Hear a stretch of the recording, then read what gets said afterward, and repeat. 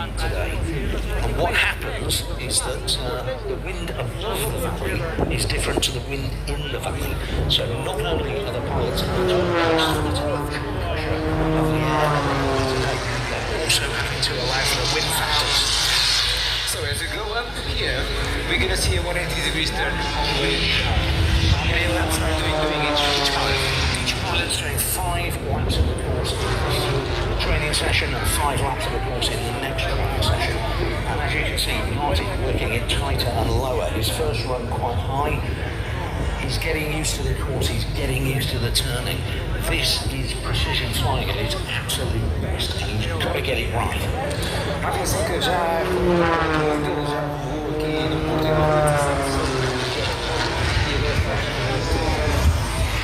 prevendo que tenha um tipo de preparação bom para amanhã começar a fazer esta atividade. Distinguished himself in the Czech Air Force as a fighter pilot with the number 211 Squadron, 48 years old. Started flying, would you believe, at the age of 17. And he's been doing it ever since. Nice turnaround over there. Again, it means everybody still gets a fair chance. Everybody still gets the ability to practice. Estava a dizer o time, temos então a iniciar a sua sessão de treino Nikolai Ivanov, um piloto de 59 anos, francês, também de regresso aos céus do Douro, e então a iniciar aqui a sua primeira passagem para efeitos de treino. Mais uma vez, reforçar que os pilotos têm de gerir um conjunto de fatores. O vento tornou-se um deles, entretanto, com o decorrer da tarde, ou início dela, temos então esse fator extra a adicionar aqui ao conjunto de fatores alargado que estes pilotos têm que controlar para que consigam então obter o menor tempo possível enquanto descrevem este circuito desenhado no Douro através destes pilares insufláveis. Claro que, e recordando, vemos então este sistema de fundos a funcionar para não só realçar, cá está, o espetaculariedade das manobras que são feitas pelos pilotos, mas também permite-nos analisar e perceber a precisão que aqui está envolvida.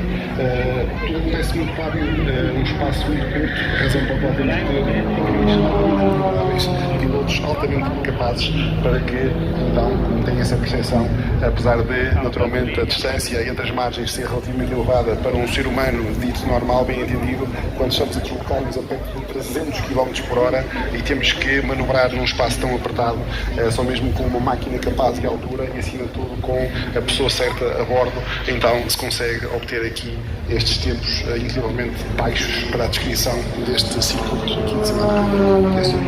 Just to pass down the pylons there, but did you see the difference of his earlier passes? The turns weren't as violent, weren't as sharp as the earlier aircraft, the Zivco edges. That's because he's got to maintain his speed. He can't pull that tightly. So instead he's got to fly as smoothly as possible. So it's a difference in technique that's enabling to complete this course to perfection, in fact, over. I was precisely mentioning the fact that the wind started to pick up with the beginning of the afternoon. So another factor that the pilots have to control, besides all the other factors they have to control to fly this precisely. But yes, those factors, the energy management, so they don't dissipate the available energy, and thus they can save time and complete the circuit in the shortest time possible. That's absolutely right, and he's flying this to perfection. He's basically reconnoitering the course, he's getting the feel for it, and he's seeing where his aircraft will excel in its performance to get through this course as fast as possible. Smooth turns, smooth pull-ups. The Isra 300 NG, 330 horsepower, absolute rivet popper of an aeroplane. It's stressed to plus and minus 23 G. Now, the most any human being has withstood is 16 G. He was in minimum test centrifuge for about 2 milliseconds. So he knows he's going to break himself a long time before he breaks the aeroplane, so he can fly these extreme. Para quem está aqui do lado de Gaia, do vosso lado esquerdo para a direita, para quem está do lado do Porto, da direita para a esquerda, novo avião em aproximação. Já passaremos novas informações relativamente ao piloto também, que se apresenta então para iniciar a sua volta de reconhecimento e treino do ARC. Well, ladies and gentlemen, just entering the course now, the technician, Daniel Genevieve from France, 47 years old. Started flying in 2004. And he's known as the technician because his genius at aerobatic flying is to fly absolutely precisely. And that's why this one's going to be interesting, because let's see what he can do. He's got the power of the Extra 330 SC, so 330 horsepower, single-seat aircraft, much lighter than, because it's only got one seat, much lighter than the Extra we saw earlier. And what he's going to be doing right here and now is looking for that perfect line. It's a bit like in motor racing, you know, the perfect lap. That's the aim. Should be exactly in the right place on every single corner. Well, that's what he's going to be doing here, and that's what makes this one interesting. O time faz referência ao aspecto tecnicista do piloto Daniel Genevieve, que está então a executar o seu equilíbrio.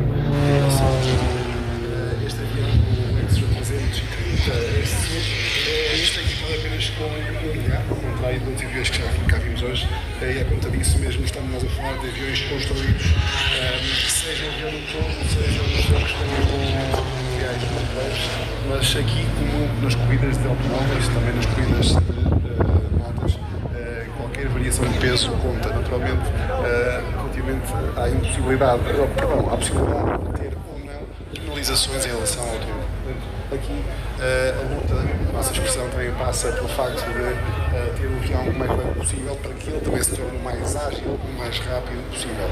Então, nesse aspecto, após diferenças que acabamos por ter nesta vez que aqui se apresenta, o avião Genevieve, o avião número 78, e este é o quarto participante aqui no Douro, tem apenas um lugar, o que faz com que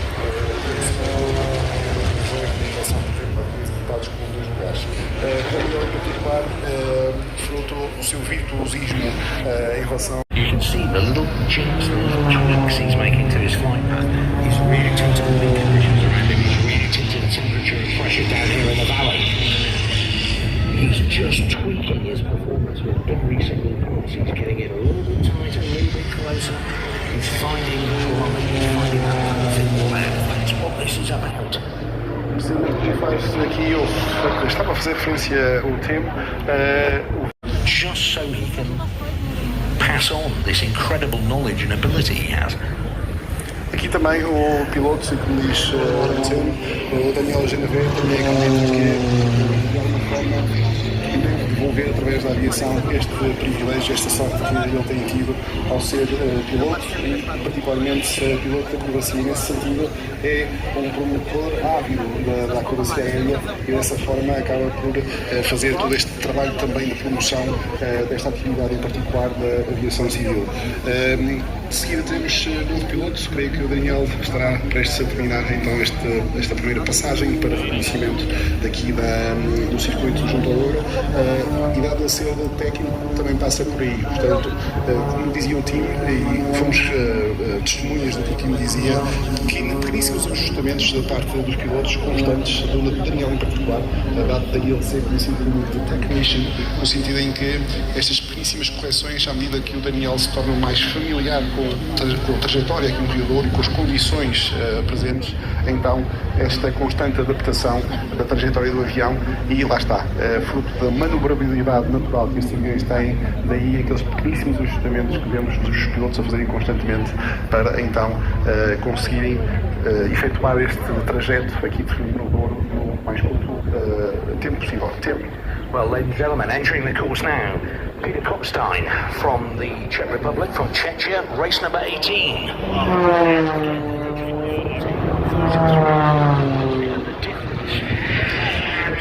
His path from the chicane and the extra you just saw.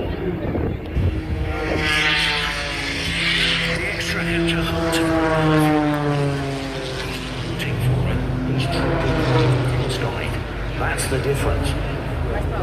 Neste caso, apresenta-se um quinto piloto, o avião número 18, Peter Kopstein, com os cohetes 540, a versão V3, e cá está novamente, como há bocadinho fazíamos referência, cohetes, essencialmente concebido para fins de velocidade, mas como temos a oportunidade de testemunhar,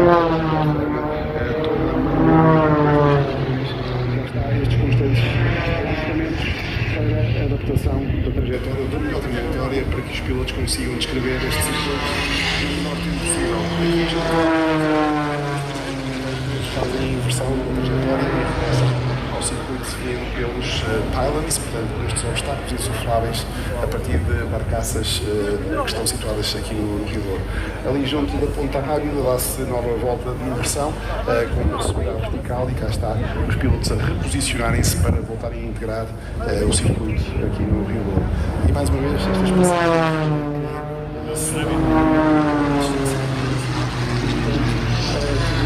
acaba por exigir dos pilotos o tal esforço físico que fazemos referência para que então eles, no espaço que acaba por ser em termos laterais e também de alguma forma verticais, então consigam manter-se dentro desta trajetória definida pelos pilares insuflados no Rio Douro. Well, fantastic stuff from Peter there. He's just taking a look down the course. Again, going up at high level. Coming off at this end, going up at high level, just to look back down the course. He'd done 3 runs, which is what's going to be the race limit. So now he's going to go back and he's going to have another pass at it, just to see if he can tweak it that little bit more. Believe it or not, he's actually a pilot for business jets when he's not flying extra flight things.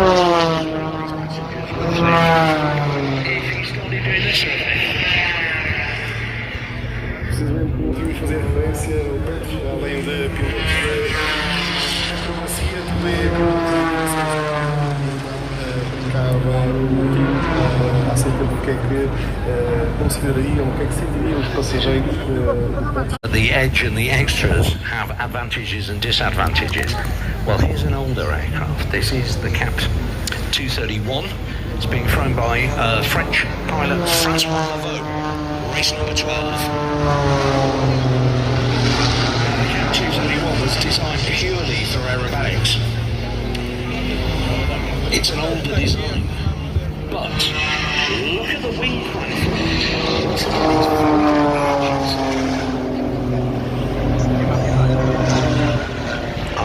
That's an absolutely beautiful line. And you actually take a look when the first turnaround, he was over the buoys and then the markers, and then he's going lower and lower because he's getting used to the course. You can't start this kind of a course just going flat out at it. To work in his level.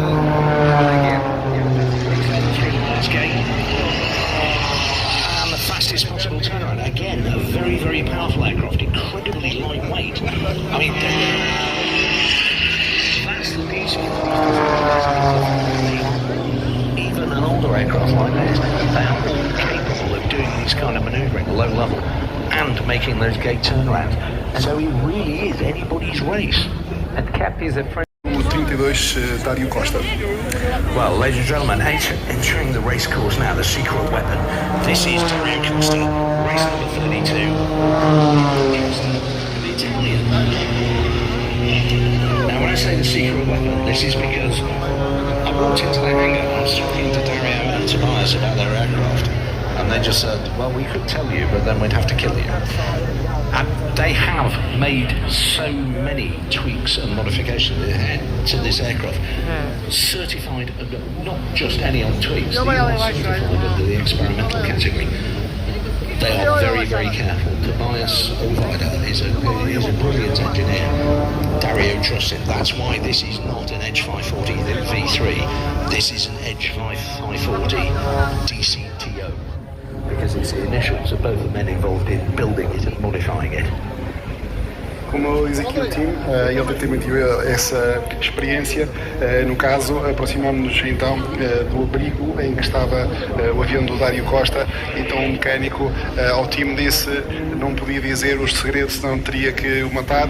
Claro que é uma força de expressão, mas ontem pediram-nos encarecidamente para não tocar no avião, precisamente pela penalização em termos...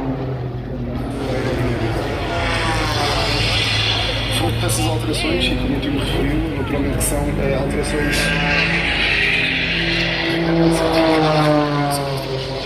mas efetivamente, e tive a oportunidade de ver isso mesmo ontem, quando visitei o abrigo em que estava este avião que vemos agora aqui o Rio Douro, há de facto ali alterações que todas elas nitidamente estão lá para que o avião consiga ser ainda mais rápido do que é por natureza. Os coetes, lá está, modelo que é construído essencialmente para potência, para velocidade. Cá está. Que é um avião capaz de maniobrabilidade, então, mais ainda umas mãos certas como nós no Paulo Costa, então,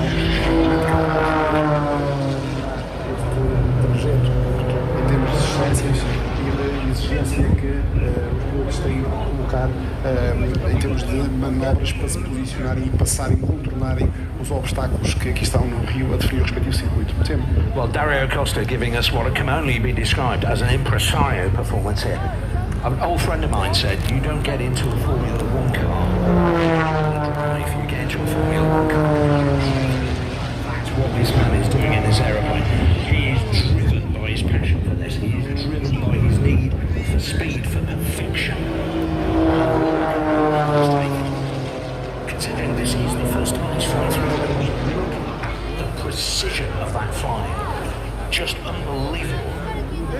We're seeing